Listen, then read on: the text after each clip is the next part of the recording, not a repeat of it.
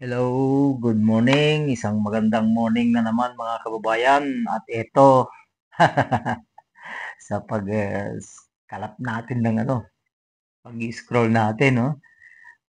Ito, viral tong si Anjo Iliana. Tinitira si Tito Sen. Ito, pakinggan natin ha. Mamaya tayo mag-react ha. Kasi mayroon akong konting reaction dito kung sakali. At siyempre, alam mo ito si Anjo Iliana, matagal din na nag-ano to eh. Alam ko matagal din na nag-Itbulaga ito. Eh siyempre, kung sino yung mga taong nakasama nila dyan sa Itbulaga, alam naman natin yan. Pagka tumagal ka na dyan ng mga 5 years, 10 years, ito 20 years to eh. Malalaman mo talaga yung mga sikreto ng mga tao dyan. So, ito, pasok. Mamaya tayo mag ano to? Mag-react. Sige, pasok. Anjo. Mga sindikato sa Itbulaga na Yun. bakit pag-anak ba ni Bossing yan at ginawa yan, matatanggal nyo? Yan. Kasi takot na takot sila kay Bossing. Kaya nga Bossing pangalan. Pero bakit si Joey De Leon hindi nyo nirespeto? Bakit tinanggal niyo yung anak ni Joey De Leon?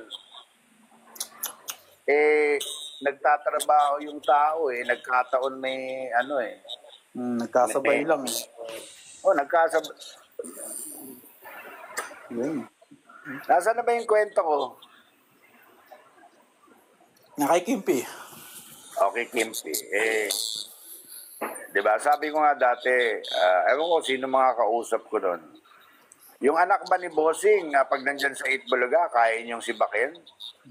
Hindi, kasi takot sila kay Bossing bakit si Joey De Leon, hindi kayo natakot? Wala kayong respeto. Kaya, masama ang loob ko dyan kay dyan sa mga sindikato dyan sa Itbulaga. Kasi, mahal ko yan si Joey De Leon. Ayaw kong winawalang hiya yan. Kasi mabait sa akin yan. Sabi magkasama kami sa Balakbubak yan, sa Nuts Entertainment. Ayaw nga pala, ang tagal nyo din doon. Saka never namin pinag-usapan yung pagkatanggal ni Kimpi doon Kasi alam ko, samaan loob. Oo, sasama lalo loob. Kaya yun ang isang kwento ko dyan. Sino pa ba? Dalawa. Ilan na ba? Nakatatlo na ba akong kwento? 4 na. Wow, Bear! Si Wow! Rowan. Yan, Rowan. Itutuloy ko na yung kwento kanina dun sa yung pagpunta ko dun sa babae na inututa. Hanggang doon lang kasi yung natapos baka pwede Rowan ikaw na magbigay sa akin ng yung balyena na nasa ilalim ng dagat na anong tawag? TikTok whale? TikTok Atlantis. TikTok Atlantis.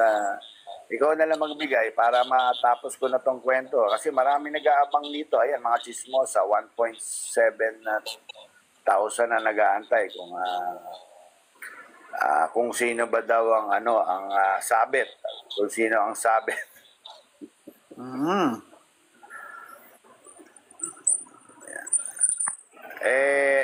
Sabi dito ay pinag-uusapan daw ako ngayon ni Christopher Min. Uy. Pinupulutan ka pala. Ha? Pinupulutan. Baka binibira ako ngayon ni Christopher Min sa kanyang programa kasi ang Itbulaga at yung programa ni Christopher Min ay iisa lang yan. Talaga? Alam ko, iisa lang ang producer at may-ari niyang Kaya hindi malaya. Si Maring Christy naman, naman yan kahit binibira ko niyan magkaibigan. Trabaho. Kumbaga sa kanya. Kumbaga trabaho niya. Trabaho niya yan Walang personalan. Ilang buwan o ilang taon, magkikita na naman yan. Bali wala, hindi naman ako nagtatanim ng sama ng loob. Trabaho nila yan patrabaho nila mambira So, siyempre, kakampihan nila siguro yung yung ano mo. Itbulaga. Ano yun katanggap-tanggap na yun. Baka hindi nga katanggap-tanggap pag pareho kayo ng producer o TV station ng Itbulaga, pero kakampihan mo ako, malabo yun. Bakit si Willie umalma? Sino? Si Willie. 11% na lang po ako at magcha-charge ako. Ano, sabi mo? Si Willie. Umalma. Anong sabi? Teka to, Boss, Anjo. Ito. Tinapi ka ni Christy ngayon sa TV5. Daming sinabing di maganda. Ayan. Yan. Totoo nga, no? Alam nyo, di ba kasasabi ko lang, ang mga sasabihin niya sa akin, walang utang na loob sa Itbulaga, walang utang na loob sa Tito Vic and Joey. Yan ang mga sasabihin sa akin yan. Sabi ko nga, pag ako talagang pag ako talagang, anong tawag sa gano'n? Pag talagang ako anong tawag sa Tagalog pag pinush ka sa wall? Ano ba yun? Ginigipet? Hindi naman. Pag ako, parang... Napuno? Hindi naman mapuno. Hindi naman. Inape, parang gano'n. Pag ako talagang inape nila at siniraan, talagang ikikwento ko yung kabit ni Senator Tito Soto mula 2013. Pag napuno ang salop. Ayan, pag napuno ang salop. Kaya, doon kay Tito Sen, ako'y may message sa inyo, Tito Sen. Baka pwedeng kausapin mo itong mga bata mo na hinay-hinay lang. Kasi tandaan mo, Tito Sen, ako may pasabog na naman ako. Yan na naman.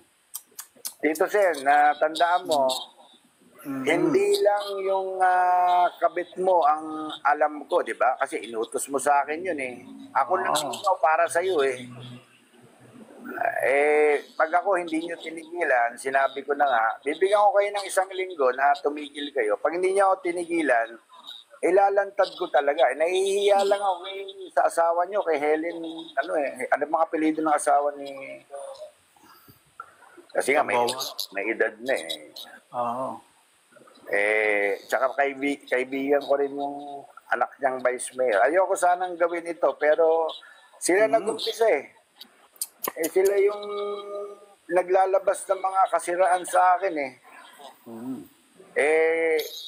sabi nga, if you push me, kumbaga sa wall at binanatan niyo ako ng binanatan, talagang kakanta ako Tito Sen, hindi lang naman yung kabit mo yung alam ko. Di ba meron kang girlfriend sa Itbulaga habang may asawa ka, Tito Sen? Ano ba naman yan? At na po, nagtatapos. Tito Sen, gusto mo talaga, Tito Sen, gusto mo talaga ng away? Ito, makinig kayo mabuti. Ha? Alam mo, ayoko nagagalit ako kasi palaban ako Tito Sen, gusto mo talaga ng away? Gusto mo, bukod sa kabit mo, sabihin ko kung sinong girlfriend mo sa Itbulaga na girlfriend din ni Bossing. Yan. Sige na. Yan na.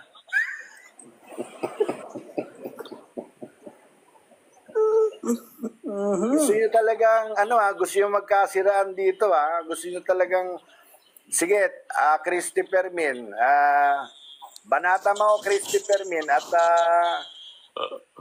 lahat ng sikreto ng Itbulaga, sasabihin ko, Tito Sen, baka gusto mong sabihin ko rin kung saan mo kami dinadala na putahan, kung saan mo kami dinadala at tinuturuan mo kami, humanap ng puta. Sa Macau. Gusto mo, Tito Sen? Yan babalik ang dabas! Hindi, yan ang sinasabi ko Ang sinasabi ko, 20 years ako sa Bulaga. Respetuhin nyo naman ako. Huwag nyo akong bastusin, huwag nyo akong tirahin. Kasi ang dami kong alam sa inyo, hindi kayo malinis na tao. O yan, I'm sure, sinabihan niya naman si Christopher Min, na banata mo nga yan si Anjo para masira yung credibility. Utang na loob, Tito Sen, bobo ka ba, Tito Sen? Bobo ka ba? Ang dami natin pinagsamahan na pambababae mo, tapos babanatan mo ko. Mag-hire ka ng mga trolls para siraan ako. Eh halatang halata naman na ikaw yun dahil tayong dalawa lang yung topic tapos ikaw yung bida. Tapos dun sa mga comments halatang ano pa, yung kakampi sa akin tinatanggal. Parang nilalagay dun sa comment ano lang walang utang na loob, babait si Tito Sen. Nako. Tsaka Tito Sen, 'di ba? Ito, Tito Sen, ikaw kasi Tito Sen, ang bilis mo makalimot. Diba, kinente mo sa akin, anong tawag sa ganun pag meron siyang mga bayad sa media? Anong tawag doon? Payroll. Diba nakwento mo yung mga payroll mong media? Gusto mo isa-isahin ko yung mga media na tao na nasa payroll mo? Ang dami ko ng pasabog, ilan na yun? Tingnan mo yung audience ate. 3,000 na. Mataas pa tayo sa noon time show, Ano, Tito Sen, gusto mo ba talaga? Meron ka pang Christopher Min ngayon. Gusto mo talaga? Gusto mo talagang sabihin ko kung sinong kabit mo at kung sino yung girlfriend mo sa 8 Bulaga na naging girlfriend din ni Bossing, sabay pa kayo? Nagkagulatan nga yan hindi nila alam isa lang pala girlfriend nila Wala pa naman asawa si Bossing noon. Saka hindi ko tinitira dito si Bossing, binata siya nun. Natatawa lang ako kasi alam mo, madali lang yung resibo nito, Tito Sen. Sasabihin ko lang yung address kung saan mo binabahay yung girlfriend mo sa Itbulaga. Tapos ka na. Pag sinabi ko lahat to, ang payo ko sa'yo, mag-resign ka na ng senador. Kasi nakakahiya ka. Kaya, ayusin mo yan.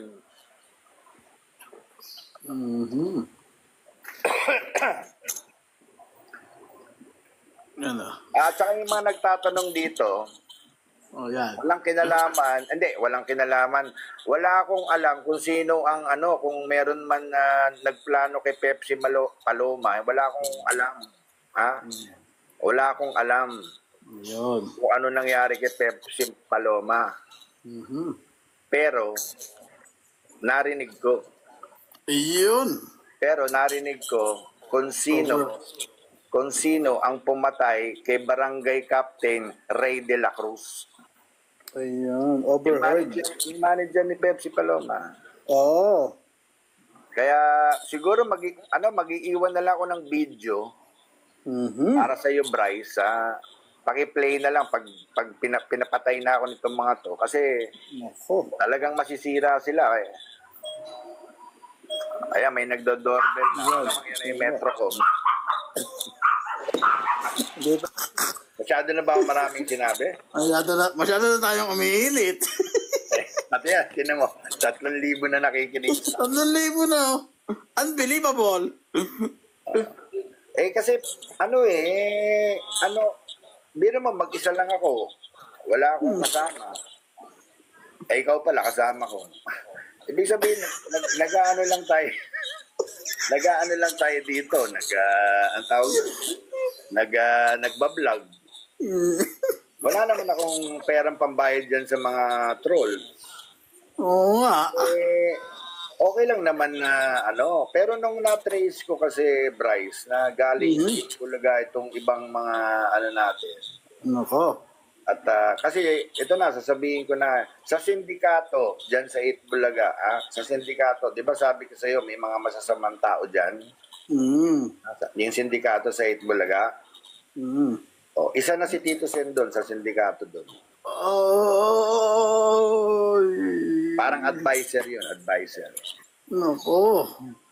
si Vic tsaka si Joey, walang kinalaman sa sindikato dyan sa Itbulaga. Vic tsaka si Joey, nagtatrabaho lang yan. Pero malamang galit na sa akin ngayon si Vic dahil kapatid niya. Wala akong magagawa. Inaapi ako ng Itbulaga. Saka yung sinasabi nila na wala akong utang na loob. Unang-una, sa politika, gusto yung side ni Tito Sen. Nandyan siya sa side ng ng nakaalyado siya sa gobyerno eh. Doon pa lang hiwalay na kami. Ano bang ibig sabihin nito? Dahil 6 years ago membro ako ng Itbulaga. Magpapakatuta na lang ako kay Tito Sen, ganun ba yun? Wala ba akong sariling buhay? Wala ba akong sariling desisyon? Tama. Nagagalit sa akin si Tito Sen dahil kumakampi ako kay BP Sara. Ano to, habang buhay, perket magkasama tayo dati Tito Sen, perket magkaibigan tayo dati.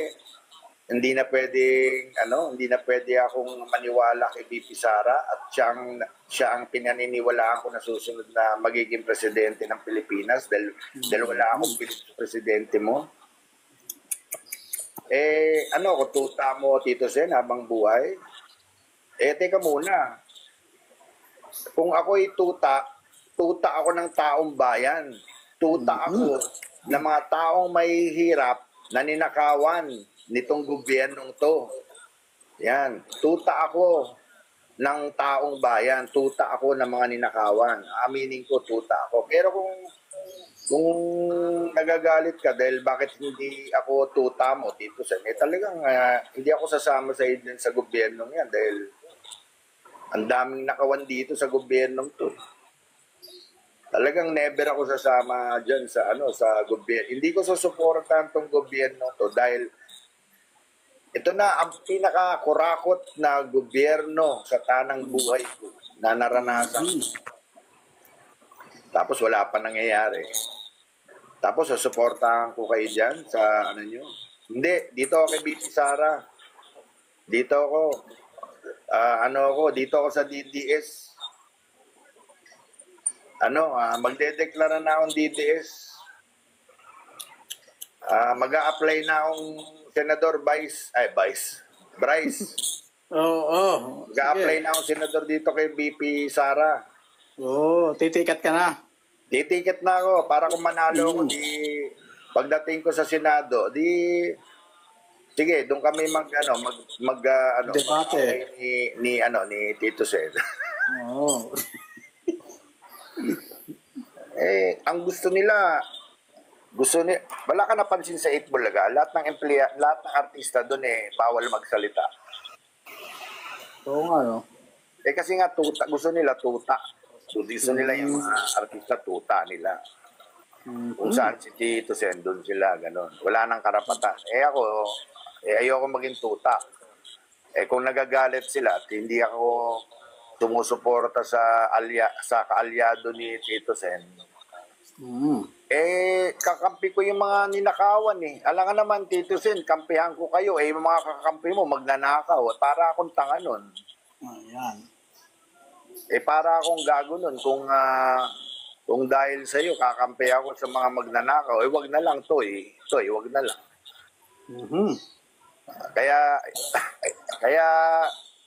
Kaya sa mga DDS, sige na, payag na ako. Simula sa araw na ito, simula sa araw na ito, sinusumpa ko ng sarili ko, ako po ay diehard DDS na. Yun. Ikaw, sama ka? Abstain.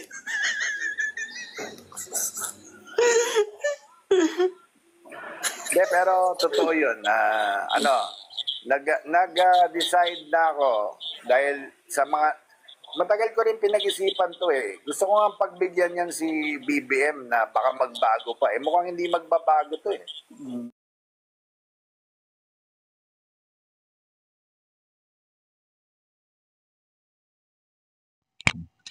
Wala akong mic. Yan. So, yan, no? Eto, hindi naman tayo gaanong ano ba itong nangyayari dito sa screen ko? Konti lang yung magiging kuha natin dito. Kumbaga, yung ating, wait. Yung ating kuha dito, saan na yan? Ba't nawala? Nawala tuloy. Saan na yan? Hindi ko na nakita yung video na erase. So, ito, sa mga bet ka, di ba sa gobyerno bawal yung ganyan? Lalong-lalo na sa mga matataas na opisyal natin, di ba? Kung isang ordinaryong ordinaryong nasa gobyerno, halimbawa, teacher ka, o ano man yung kuan mo, ano man yung profesyon mo dyan sa gobyerno, pag napatunayan na mayroon kang bet ka, kabit, tanggal ka kaagad paano pa kaya itong mga matataas na ito? Diba? Hindi ko sinasabing kasi wala naman siyang pinakitang resibo, pero sabi niya, simple lang ang resibo. Ang resibo nito, sabihin lang niya daw yung address, pakita lang niya kung sino yun, madali na lang yun. Sa mga ibang issue dyan sa Itbulaga, wala tayong pakialam dyan. Kasi, mga kuwan yan mga private citizen yan Tulad ni yan, Dick Soto, mga ganon. Kahit magkabit siya ng magkabit yan, wala tayong problema dyan. Kahit yan sina Joey De Leon, wala tayong problema dyan. Kahit sino man siya sa kanila dyan. Ang problema dito, itong si Senator Tito. Dahil bakit? Napakataas ng posisyon mo bilang isang Senate President. Kumbaga, pangatlo ka yata sa pinakamataas, di ba? President, Vice President, Senate President, tsaka yung Speaker of the House. Yan yung mga pinakamatataas na mga posisyon natin sa gobyerno. Ngayon, kung ganyan, ikaw ay may gay, kabit, tapos sa mga maliliit o mabababang mga government official, madaling sibakin. Nako, dapat kuwan dito kasi parang yung ano dito, dapat action dito, may action dito at dalhin ito sa ethics committee kung ano ang pinakamababa nitong kaparusahan ba kung sakali kasi hindi naman natin alam kung ano yung papasabog ni Anjo Iliana. Basta ang sabi niya mayroong kabit habang siya tagal na nun siguro binabahay meron pa niya siyang binabahay tapos ang malupit pa dito iisa lang ang girlfriend nila nung kapatid niya. Matindi yung babae na yun, matinding kumbaga matinding maglihim din no? Mantakin mo magkapatid yung nagtutuhog sa kanya. Malupit. Sabay pa talaga nagkabulagaan na rin. Bulagaan talaga. So, ito, saan ba yun? Dali Ayan. Nagkabulagaan talaga. Kaya itong malupit din tong pasabog ni Anjo Iliana na ito. Matindi to. Sa lahat ng hindi natin alam yung mga sikreto diyan sa Hindi, sa totoo lang. Kung talagang sa paghahanap ng mga sikreto ng mga individual, isa sa pinaka-credible talaga ng mga witness o mapagkapagpapatunay, yung talagang nandoon mismo na kasama nila. Mantakin mo yan. Isa kang public figure ka. Public servant ka. Tapos ikaw pa ang nangungunang sindikato diyan hindi lang sa ito hindi lang to sa gobyerno siguro. 'Di ba? Nakikita naman natin kung paano nila pagtakpan yung mga nangyayari diyan. Kaya hindi lang ito sa gobyerno, may pala diyan sa Itbulaga ay may mga sindikato. Kaya pala hindi mabuwag-buwag 'yan. Kaya pala matindi yung kanilang mga kapit.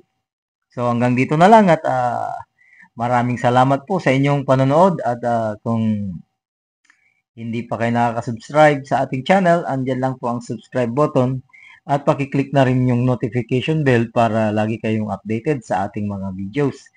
So ito hindi related sa flood control pero nadaanan lang natin kasi nga matindi to kung sakali sa investigasyon naman ng flood control kasama din naman ng mga senador. So related pa rin. So hanggang dito na lang at maraming salamat. Syukran. Assalamualaikum warahmatullahi wabarakatuh.